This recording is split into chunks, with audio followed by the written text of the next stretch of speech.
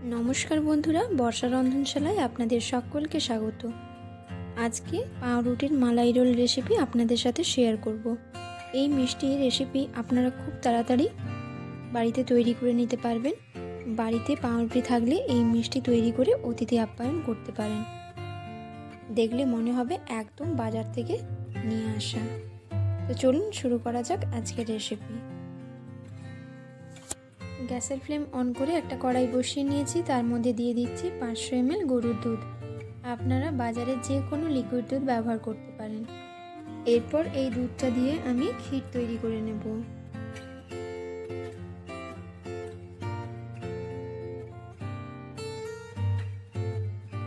দুধটাকে খুব ভালো করে শুকনো করে নিতে হবে।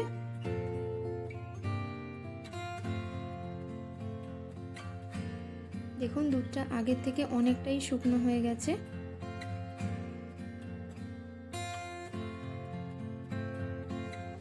এরপর এর মধ্যে দিয়ে দেব চিনি। দুধটা অনেকটা শুকনো হয়ে এলে তারপর চিনি দিয়ে দিতে হবে। তো এখন আমি চিনি দিয়ে দিচ্ছি।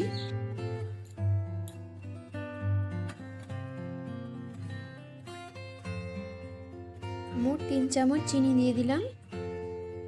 এরপর আবারও ভালো করে মিশিয়ে নিচ্ছি চিনিটাকে দুধের সাথে।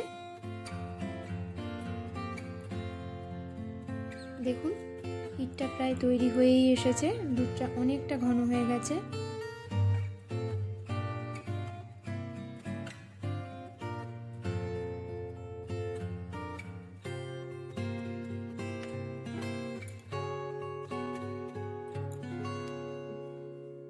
এইবারে আমি গ্যাসের ফ্লেমটাকে বন্ধ করে একটা বাটির মধ্যে ঢেলে নেব। এরপর ক্ষীরটা ঠান্ডা হতে আমি রেখে দেব।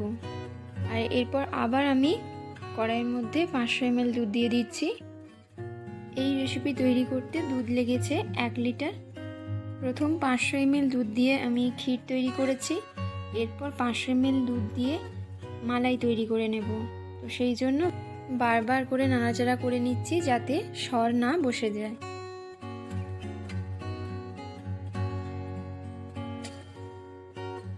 এইভাবে দুধটাকে বেশ ভালো করে শুকনো করে নিতে হবে। এরপর এর মধ্যে দিয়ে দিচ্ছি হাফ বাটি চিনি। মিষ্টিটা আপনারা নিজেরা নিজেদের মতো করে নিয়ে নেবেন।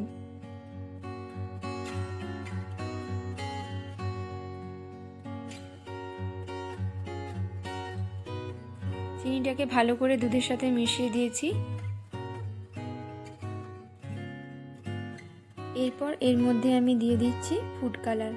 আপনাদের কাছে কাস্টার্ড পাউডার থাকলে আপনারা কাস্টার্ড পাউডার ব্যবহার করতে পারেন, আর যদি ফুড কালার থাকে তাহলে ফুড কালারও দিয়ে দিতে পারেন। আমার কাছে কাস্টার্ড পাউডার নেই, সেই জন্য আমি ফুড কালার ব্যবহার করছি। কাস্টার্ড পাউডারের মতো কালার যাতে চলে আসে। আর কাস্টার্ড পাউডার এবং কর্নফ্লাওয়ার যদি ব্যবহার করেন তাহলে দুধটা খুব তাড়াতাড়ি জমাট বেঁধে যাবে। দেখুন দুধের কালারটা কতটা চেঞ্জ হয়ে গেছে, একদম হলুদ হলুদ হয়ে যাচ্ছে।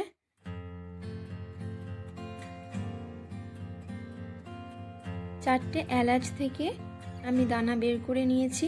এরপর সেগুলো আমি গুঁড়ো করে এর মধ্যে ছড়িয়ে দিচ্ছি।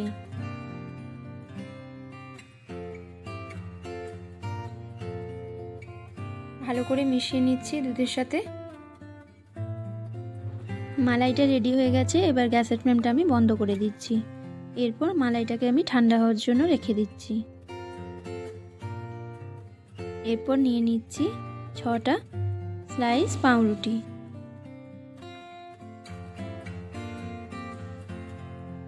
পাউরুটির ধারে যে শক্ত অংশগুলো রয়েছে সেগুলো আমি কেটে নিচ্ছি। এইগুলো দিয়ে আমি পরে ব্রেড ক্রাম্বস তৈরি করে নেব।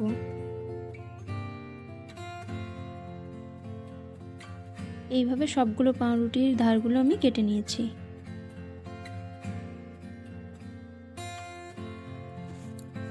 সবগুলো পাউরুটির ধারগুলো কাটা হয়ে গেছে। এরপর একটা পাউরুটি নিয়ে নিচ্ছি। এইভাবে বেলে নিতে হবে।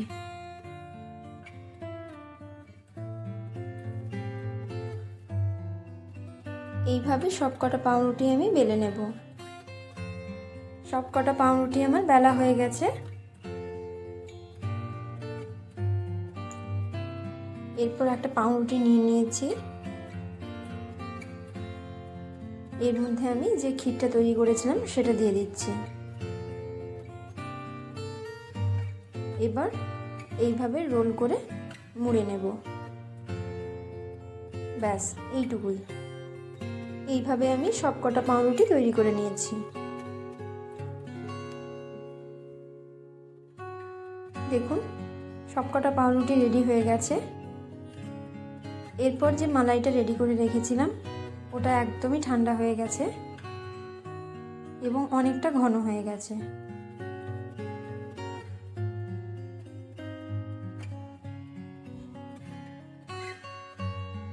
এরপর এই মালাইটা আমি পাউরুটির যে রোলগুলো আমি তৈরি করেছি তার উপর দিয়ে দিচ্ছি।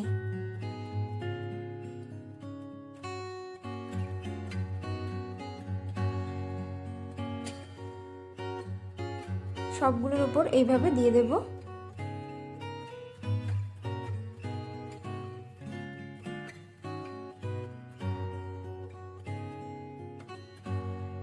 এবার একটা করে কিশমিশ এর উপর দিয়ে দিচ্ছি দেখতে ভালো লাগার জন্য।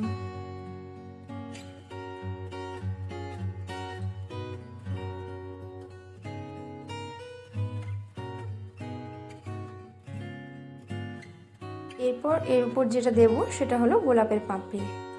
আপনাদের কাছে চেরি থাকলে চেরি দিতে পারেন, লাল রঙটা দেখতে সুন্দর লাগবে সেই জন্য আমি গোলাপের পাপড়ি দিয়ে দিলাম।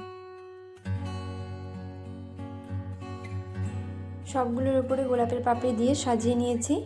তৈরি হয়ে গেছে পাউরুটি মালাই রোল।